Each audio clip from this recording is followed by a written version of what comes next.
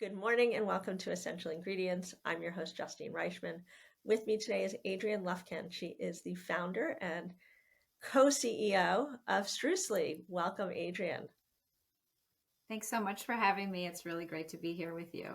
Oh, it's great to have you here. It's great to chat with you. I was really excited on a personal level, but also for the podcast because while I have so many intolerances and I look at your granola, which we'll get into in a second, um, it had a recipe that really spoke to me because it took away some of the things that I am concerned with and try to avoid in my diet. So, for those that are not familiar with Struesli, could you make a short intro on what it is so people have a little context for this conversation? Struesli is, I call it granola redefined because I had a really hard time finding a granola that sort of checked all the boxes for me. And I had been making versions of this for years for friends and family and clients and myself. And I thought, why not share it with others? It's really stripped down, clean ingredients that taste the way granola should taste. Awesome, Adrienne. So, I know that before this, you were not an entrepreneur. You were not running a business in the way that was a CPG product, but you were a chef. Can you talk to me a little bit about how your experience as a chef shaped what you're doing today and inspired the move to build out this new CPG product? So I started my career as a private chef, cooking for clients, many of whom had different autoimmune conditions or fighting cancer. And I really learned to tailor my way of cooking to help support and nurture their their dietary concerns. And over the course of this was like 20 years ago when I was in the middle of my career, and in the course of making these meals, these really nourishing meals for my clients, I realized that I should probably be eating this way too, because I suffer from chronic migraines and Crohn's disease, both from a very young age. So I'm curious, as a chef, you must have cooked so many things for your clients, for yourself, for your family. How did you land on granola? I had been making versions of this for years. And for me, I eat granola every day. It's something that's just part of my daily routine. And I feel like for something that you eat every day or consume every day, shouldn't it be the best quality, ingredients that you can possibly have? I mean, that's how I feel because you're adding this to your system on a daily basis. And I don't know how it happened, but I just sort of had a light bulb moment a few years ago and thought, I've been making this granola for myself and my family and my clients, and we all benefit from it. And I thought, I think the market is ready for something like this. People are becoming much more aware, much more savvy, reading labels, wanting clean ingredients. And I thought that there's a place for this now. So was this individual somebody you hired or were they acting as a mentor? Initially, it was just a conversation as a mentor, but then as I decided I really wanted to pursue this, I did hire him as a consultant to help me because I hadn't done anything like this before, and I didn't know even what the word co-packer meant. But now I'm very familiar. So it was a big learning curve, but he was instrumental in just showing me the ropes and helping me kind of get this idea moving along. So that was how my journey began. And along that process, many times I would say, um, I don't think I want to do this. Like, I think I'm good.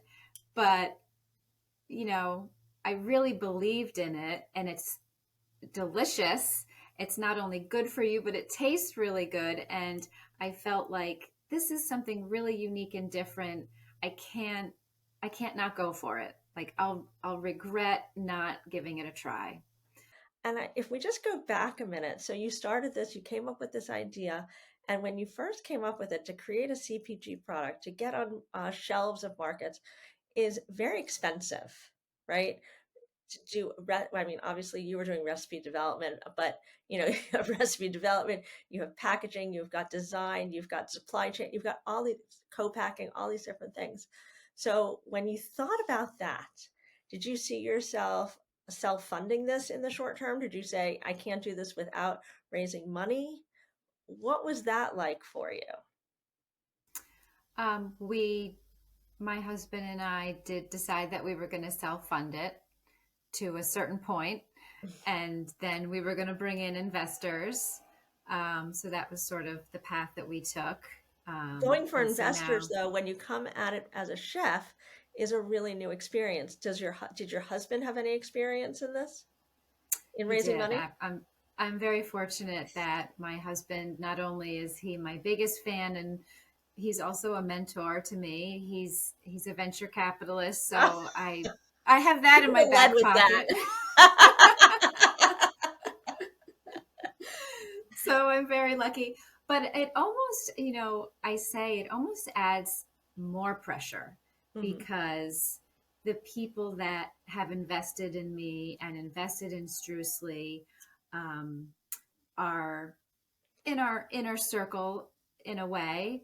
mhm. And, I just feel like that more added pressure because it's so personal. It's Like very personal. I really want to succeed for my team and the brand, but also these people that really invested and really care in me, really, because that's who they're investing in Mhm. is my dream and It's my always the founder that is is what we're investing in, right? mm-hmm, And the yeah. team that you surround yourself with, and seeing can this vision go to the next place? Can they execute? How driven are they? Yes. So that must have been when you, what was that moment where you decided, okay, we're self-funding to here, and then where was that threshold that you're now like, okay, now we're really going to go for investment? What were those milestones that you were looking for in order to take it to that next level? I think it was once we hit a certain threshold in revenue and we Mhm. knew that, you know, this was this was going to be something. I can't remember what that threshold was, but that's kind of what how we decided. So one thing, I always say that I always had a vision. I had a vision for what I do now. I've had a vision in the past or I don't want to say I had a vision like I was like I saw something, but like, you know, I'm a creator and I come up with ideas, an idea person. And I can also execute, but I also see the real benefit to surrounding yourself with people that know how to do certain things better than myself. So I ask you, what role does that play for you as you came to this as a chef, first time business owner, first time founder? What did you look for to be able to take this where you were going? I mean, I definitely know what I don't know, and I know what my strengths are, my weaknesses are, and I really try to surround myself with a team of people that are really great at what they do and um, are stronger in roles than I am because I learn from them. And Mhm, the person that I am now is completely different than the person I was when I started mhm, in the best way possible. And because I've just learned from them, I've learned from other entrepreneurs, I've learned from other mentors. I've just met so many amazing people in this industry, but definitely having a team of talented people around me. And what I would say is more important than the talent is the the integrity and the character of the mhm. people that are working with me because I mean I just think that's very hard to find in people, especially like nowadays, I feel like. But I'm so blessed that the team I have is dedicated and supportive and just really invested in the success for us, for all of us. So, but when we first, started chatting, I remember you saying to me that you're the founder but not the CEO, or you're the co-CEO. And I'm literally like, semi quoting you, right? So I know that that can be a hard position to be in and a difficult decision to make for many founders. How did you find the strength in yourself and the confidence that you needed to be able to say, you know what, I've got the vision down and I can do this, but I need somebody else? Because knowing that you need that other person, I think comes from a place of strength and confidence. That's so nice of you to say. um, it's true though. I want success for the brand. I Hmm. want success for my team. And I felt the best way to achieve that is to bring somebody in that has done this before, has the experience that I don't have in areas that I don't have experience in. I got the food part, I got the recipe part, I have the personal relationship skills, among other things, but he knows the operations. And so I think we do balance each other out in that way. And he is the CEO, but as I said before, I'm in the trenches every day. I eat, sleep, and breathe this brand just as much as he does, and I think we really complement each other. And I think that is actually kind of a unique thing. I don't think there are many founder CEO relationships where um, there's some we're so copacetic in a Hmm. way. What do you think would you say to other people that maybe realize that they also need to bring somebody in? What would you say to look for in a person as they start that process? Because it can be really scary. You can feel like you're giving up a lot of power. So I'd love for you to share a little bit about the mindset that you need to create for yourself and what you look for, what you might recommend those folks look for. I mean, so Dan, who is my CEO, has been with me really from the beginning. He was one of those consultants that helped grow from my recipe in the kitchen, my little batch, to making larger batches at a co-packer. So I'm so lucky that he has been with me this whole journey. Um, I think that's also a very unique thing. I think he's a very loyal person, an honest person, and invested, and those qualities more than anything I appreciate in him. I know that many times founders, myself included, will hire consultants and experts to work with us to be able to round out the things and fill in the voids that we have, right? So initially, when we think about this, you had this gentleman as a mentor. He turned from being a mentor into being a consultant. And many times people can just surround themselves with tons of consultants, still be CEO and founder, right?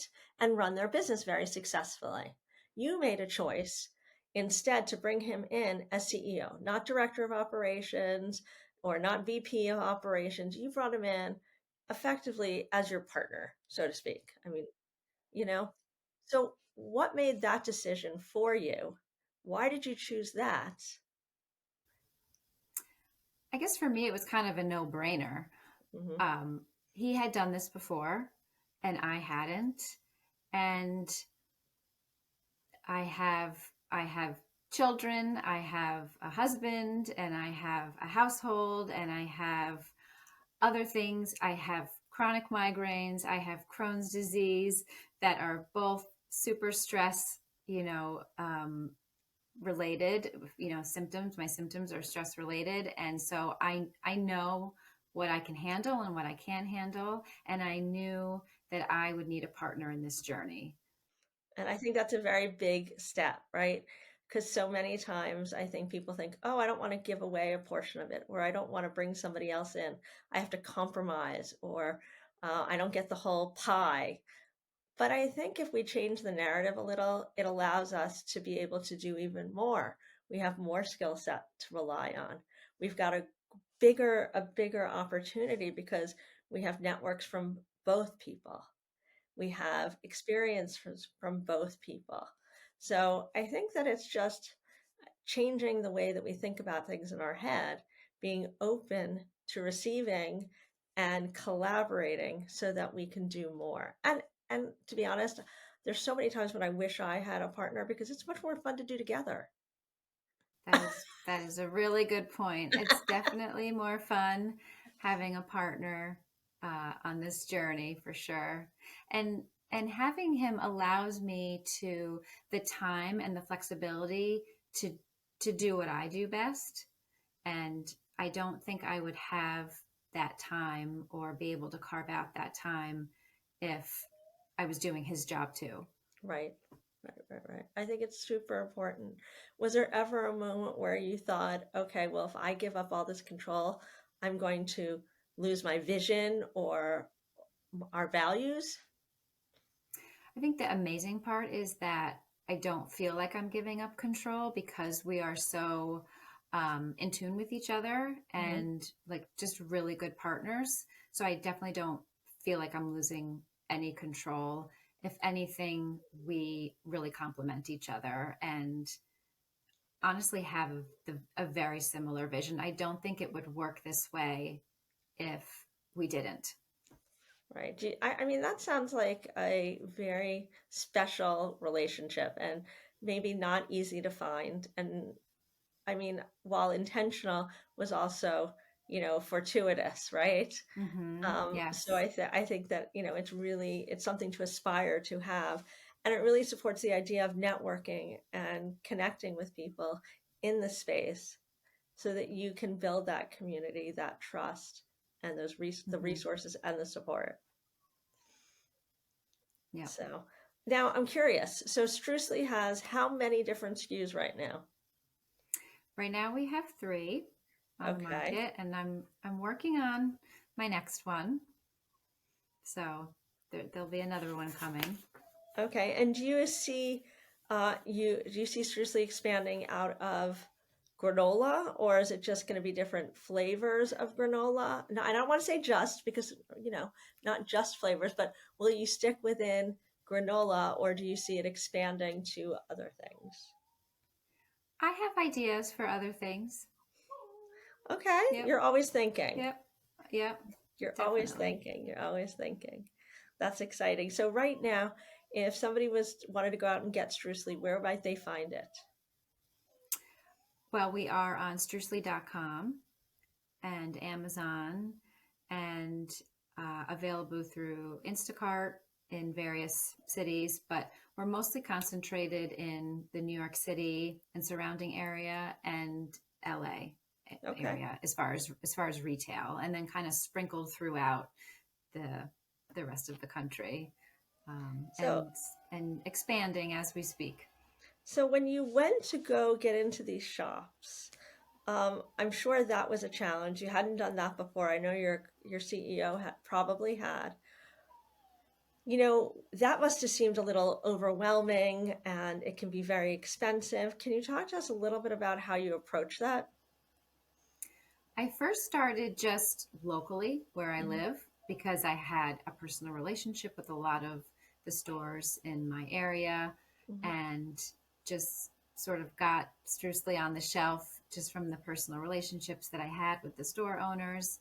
And that was an exciting time being able to see it in the stores that I shop at, having it on the shelf. Hmm. So that was sort of, knocking on doors and doing my pitch to different retail locations, starting locally and then kind of expanding. And then eventually, we got to a point where we hired a sales broker that we work with in New York City. And that really unlocked and opened a lot more doors once we got picked up by distribution. So that sort of was the path that we took. So do you look at yourself, because I think you mentioned the words food as medicine and healthy. So do you look to focus on, health food stores, the Irwins of LA, the Mm-hmm. good the Good Earth, which focuses on organic, those kinds of places? The Goods Yeah, Mart in we. New York City. Mm-hmm. Are you familiar with them? Yeah, Yeah. yeah, yeah. We definitely tend to focus on those higher end health food stores. We are in Irwan, and then maybe not so much quote unquote health food, but stores that offer, Yeah. better for you options. We're in Cinderella's, and so those tier of stores Right. right now. I used to shop a lot at Cinderella's when I was in New York. It's a good one.